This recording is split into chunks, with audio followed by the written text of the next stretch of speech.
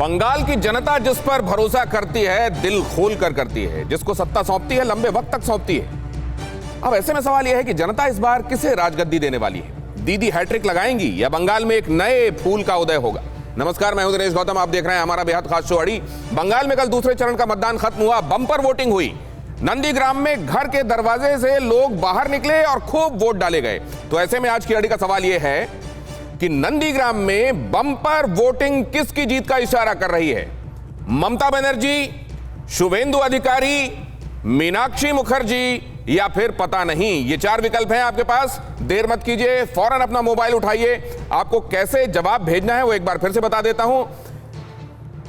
आपको जवाब भेजने के लिए यह करना है, जवाब देने के लिए टीवी स्क्रीन पर आएगा क्यूआर कोड, जो कि आप यहां नीचे टेलीविजन स्क्रीन पर नीचे देख रहे हैं। क्यूआर कोड को स्कैन करना है, उस पर आपको विकल्प दिखाई देंगे। सवाल के जवाब के लिए आपके सामने ये जो विकल्प होंगे उनमें से कोई एक चुनिए और आगे बढ़ जाइए। आपको यह भी बता दें कि आप क्यूआर कोड किसी भी पेमेंट ऐप से भी स्कैन कर सकते हैं। आपका जवाब कार्यक्रम के दौरान TV9 भारत फर्स्ट पर लाइव होगा। आप जवाब देने के लिए क्यूआर कोड स्कैन कीजिए, क्योंकि आपका जवाब बंगाल की भविष्य की रूपरेखा बताएगा। बंगाल में ऊंट किस करवट बैठेगा, इसका एक अनुमान देगा। मगर बंगाल में 2 चरण के मतदान के बाद वोटिंग पैटर्न क्या कह रहा है, यह हम आपको बताएंगे कि दीदी के गुस्से की पीछे की वजह क्या है। लेकिन उससे पहले आज की सबसे विस्फोटक खबर देखिए, जिससे पूरा देश सन्न है। भारतीय जनता पार्टी कैंडिडेट की कार में ईवीएम मिलने पर बवाल। चुनाव आयोग ने 4 अधिकारियों को सस्पेंड किया। राहुल, प्रियंका गांधी और बदरुद्दीन अजमल ने उठाए सवाल। भारतीय जनता पार्टी की गाड़ी में बैठा रहा मासूम। चुनाव आयोग, प्रियंका गांधी ने कहा, ईवीएम वाले बूथ पर दोबारा चुनाव कराने का फैसला लिया गया है। आप देख रहे हैं, ये असम से आई तस्वीरें हैं और इनको ये पहले वायरल वीडियो जब हुआ तो इसके बाद इसकी सच्चाई पता लगाई गई। जब ये वीडियो ऑथेंटिक पाया गया तो चुनाव आयोग ने कार्रवाई करते हुए 4 कर्मचारियों को सस्पेंड किया है और यहां पर रीपोलिंग का आदेश दे दिया है। लेकिन इसके बावजूद विपक्ष खामोश नहीं है। वो ये कह रहे हैं कि जहां आज घाव दिख गया, सिर्फ वहां मरहम लगाकर ये क्यों दिखाया जा रहा है कि सब कुछ ठीक ठाक है? ऐसे न जाने कितने घाव हैं जो नुमाया नहीं हुए। हमारे साथ जुड़ रहे हैं खास मेहमान, उनके साथ करेंगे हम चर्चा। सैयद जफर इस्लाम, सांसद भारतीय जनता पार्टी के, रागिनी नायक, प्रवक्ता कांग्रेस की, बादल देवनाथ, राजनीतिक विश्लेषक, रामकृपाल सिंह, वरिष्ठ पत्रकार, नाजिया इलाही खान, राजनीतिक विश्लेषक। आप सभी का बहुत स्वागत करता हूं। Good evening. सबसे पहले सैयद जफर इस्लाम साहब, लोग तो भारतीय जनता पार्टी को जिम्मेदार मान रहे हैं, ईवीएम गाड़ी में पाई गई। देखिए, किसी एक अधिकारी की गलती जिसको निलंबित भी कर दिया गया है, और साथ साथ ये भी कहना चाहता हूं कि ये उसकी रिस्पॉन्सिबिलिटी थी कि जब अगर गाड़ी खराब हो और उस वक्त अगर जो उस वेदर खराब हो, ऐसे में अगर गाड़ी ब्रेक डाउन हो गया है, अगर दूसरी गाड़ी का इंतजार करना चाहिए था। फिर भी अगर किसी वजह से दूसरी गाड़ी में जाना था उनको, तो उसकी वेरिफिकेशन के बाद ही उस गाड़ी में बैठना चाहिए था। ये लापरवाही है और इस लापरवाही की वजह से उनको सस्पेंशन भी किया गया है। लेकिन मैं इसको भारतीय जनता पार्टी पे ठेकरा पड़ना, तो मैं आज एक पूछना चाहता हूँ, मैं एक सवाल करना चाहता हूँ कि वैसे तो ये उनको मालूम है कि ये हारने का जो है बिल्कुल जो है साफ हार दिख रही है, इसलिए इस तरह की बातें उठा रही है। भाई, हर चीज इंटैक्ट है, गलतियां हुई है, उसकी वजह से ऐसा हुआ, उनको वेरिफिकेशन करना चाहिए था। लेकिन कल एक सवाल, कल को अगर ऐसा हो कि अगर उनके हक में रिजल्ट हो, तो ये क्या कहेंगे फिर? क्या उनके कहने के लिए कोई मुंह होगा? इलेक्शन कमीशन पे इस तरह से उंगली उठाना क्या सही है?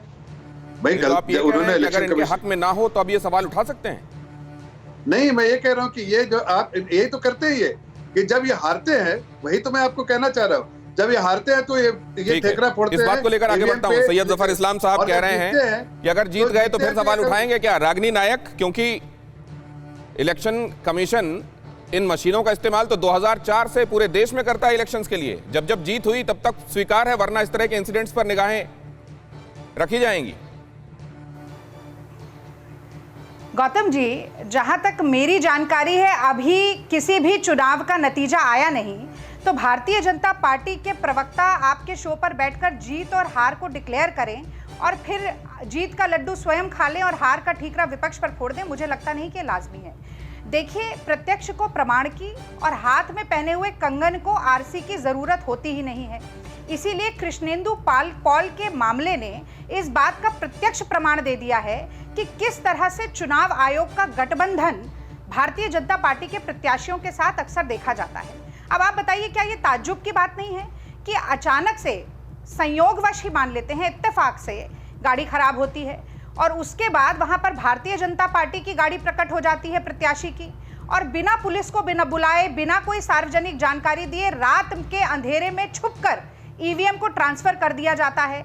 जो लोग शोर मचाते हैं और पकड़ते हैं, उन लोगों पर सरकारी काम में बाधा डालने का मुकदमा दायर कर लिया जाता है। देखिए, संयोग अगर कभी कभी हो तो उसे इत्तेफाक मान लिया जाता है, पर हर चुनाव में ये संयोग हो तो उसे संयोग नहीं, प्रयोग कहते हैं। असम में 139 पोलिंग बूथ ऐसे हैं जहां पर ईवीएम मशीन की गड़बड़ी की खबर सामने आई है। यही नहीं, हाथीपुरा में एक लग्जरी कार के बूट में बहुत सारी ईवीएम पड़ी हुई मिली। जमुना मुख में देखा गया कि बिना सिक्योरिटी पर्सनल के सरकारी अधिकारी ईवीएम को एक जगह से दूसरी जगह ट्रांसफर कर रहे थे। डिब्रूगढ़ से यह खबर आई कि स्ट्रांग रूम में कुछ अनजान व्यक्ति अंदर घुसे हुए हैं।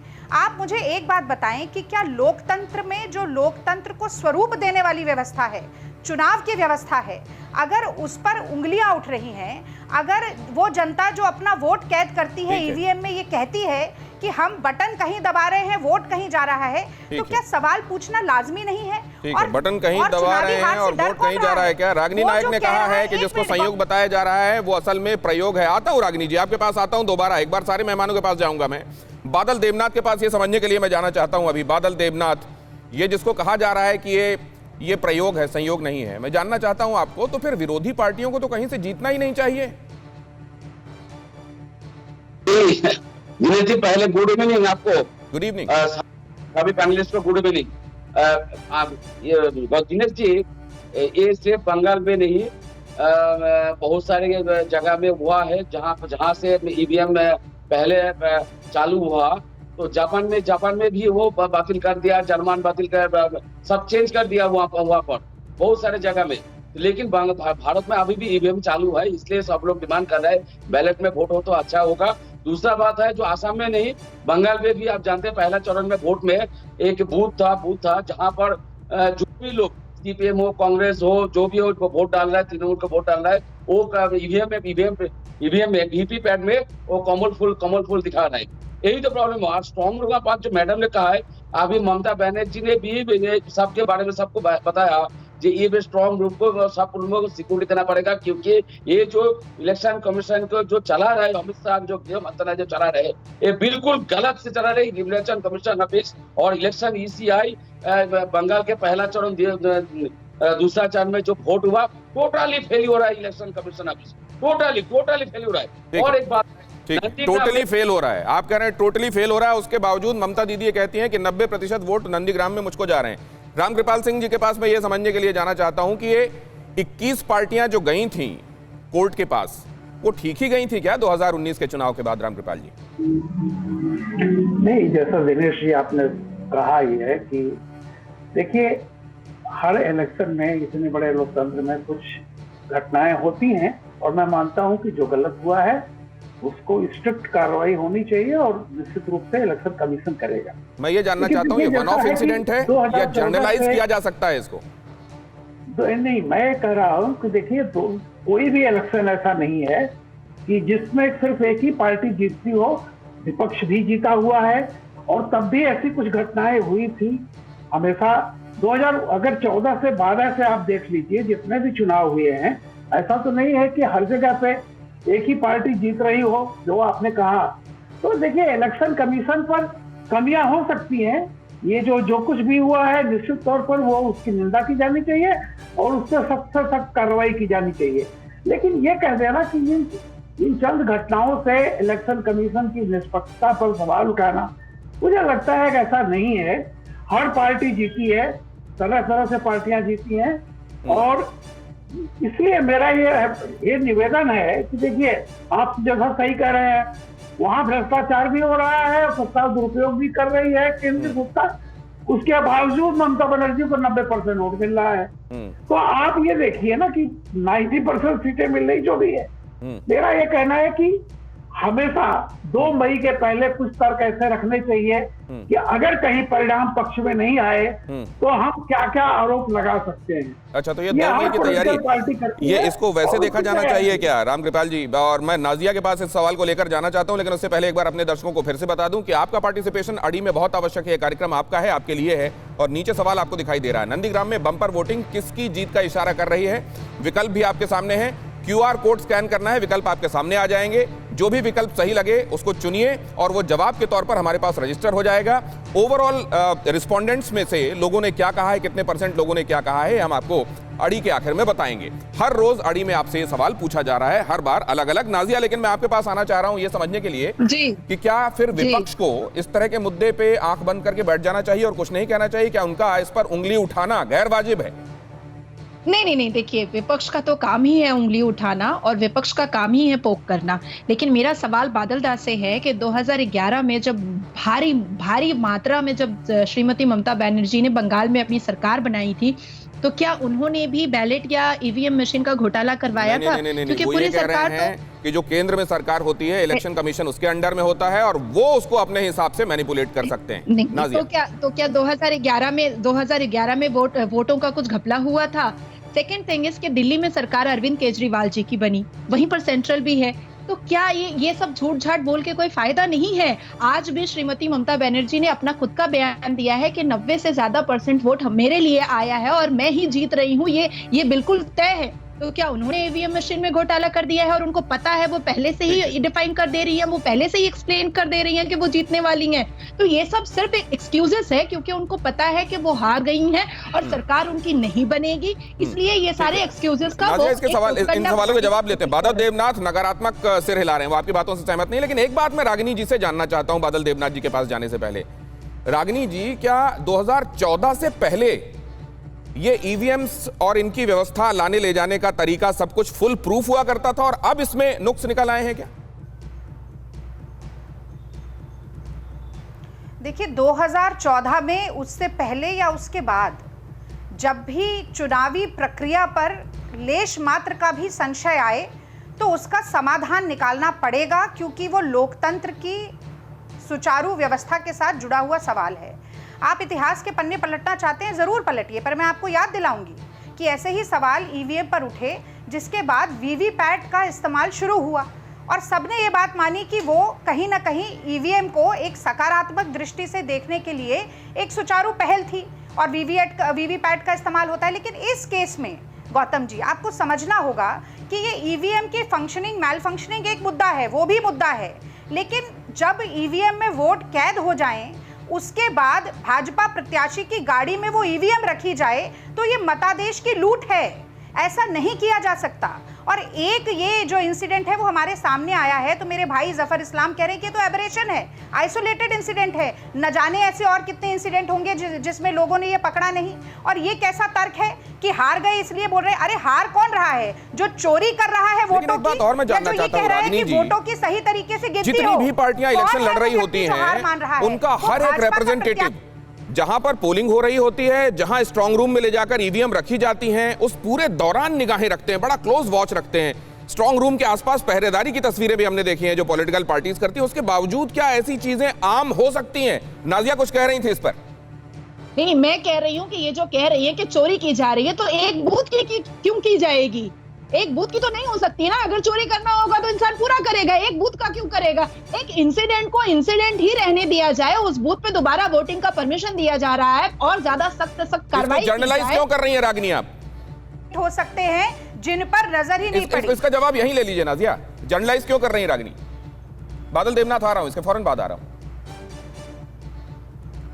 आप मुझसे कह रहे हैं? जी, उन्होंने ये कहा कि इसको एक ही घटना रहने दीजिए, जैसा उन्होंने भी कहा, जफर साहब ने भी। मैंने शुरुआत में ही बोला 139 घटनाएं तो मैल फंक्शनिंग की हैं। 5 उदाहरण मैंने आपको और दिए असम की अलग अलग जगहों से, जहां पर इसी तरीके की खबरें आई। पर अगर सत्ताधारी दल की नीयत खराब हो, जैसा राहुल गांधी जी ने कहा, तो संवैधानिक संस्थाओं की स्वायत्तता पर जो सवाल खड़ा हो जाता है, जिस तरह से वो कटघरे पर खड़ी कर दी जाती है, तो मैं समझती हूँ कि जनता का विश्वास भी लोकतंत्र से कम होता है, तो लोकतंत्र की हालत खराब होती है। इस बात को लेकर मैं रामकृपाल जी के पास जाना चाहता हूँ। जफर साहब, आपका भी इशारा देख रहा हूँ। रागिनी जी, आपने महत्वपूर्ण सवाल उठाया है, आपने तमाम घटनाओं का और नियत का सवाल उठाया है। गांधी जी भी यही कहते थे, जमीन से बड़ी कोई अदालत नहीं। ये खबर अहम है, बंगाल में जीत को लेकर अमित शाह का बड़ा दावा, 60 में से 50 सीटों पर भारतीय जनता पार्टी को जीत मिलेगी। अमित शाह ने कहा पहले 2 चरणों में 9 जिलों की 60 सीटों पर वोटिंग हो चुकी है। शाह का नंदीग्राम में ममता बनर्जी की हार का भी दावा। पहले 2 चरण के चुनाव पर नजर है या नहीं है ना? क्या हुआ है वहां? कमल खिला है। क्या हुआ है? क्या हुआ है? मेरी बात याद रखिए, 60 में से 50 से ज्यादा सीटें भारतीय जनता पार्टी जीत चुकी है। दीदी, आपका जाने का समय आ चुका है। अब आप बच नहीं सकती है। दीदी खुद नंदीग्राम से चुनाव हार रही है मित्रों, दीदी खुद नंदीग्राम से चुनाव। बादल देवनाथ, फिर इतनी मेहनत, पूरे अपने नेताओं को झोंक देना, मंत्रियों को झोंक देना, बोलते बोलते गला बैठ गया, प्रधानमंत्री का गला भी हम देख रहे थे बैठ गया है, फिर इतनी मेहनत क्यों की जाती है? ईवीएम तो बड़ा आसान तरीका है। नहीं, ये तो पहले आपको दिखाना चाहिए कि हमारे पक्ष में समर्थन है, बहुत सारे लोग आ रहे हैं, आपको तो दिखाना चाहिए, उसके बाद गड़बड़ी कर सकता है। और नाजिया, 2 छोटे से ना करके मैं आंसर दे रहा हूँ, 30 सेकंड टाइम दीजिए। नाजिया मैडम, इलेक्शन ऑफिस में क्या होता है, नहीं होता है, कैसे चिट्ठी मिलता है, मुझे कुछ पता है, मैं जानता हूँ, इलेक्शन ऑफिस में मैं जाता हूँ मैं। दूसरा बात, जो रीपोल जो जहां पर गड़बड़ी वहां पर रीपोलिंग होना चाहिए।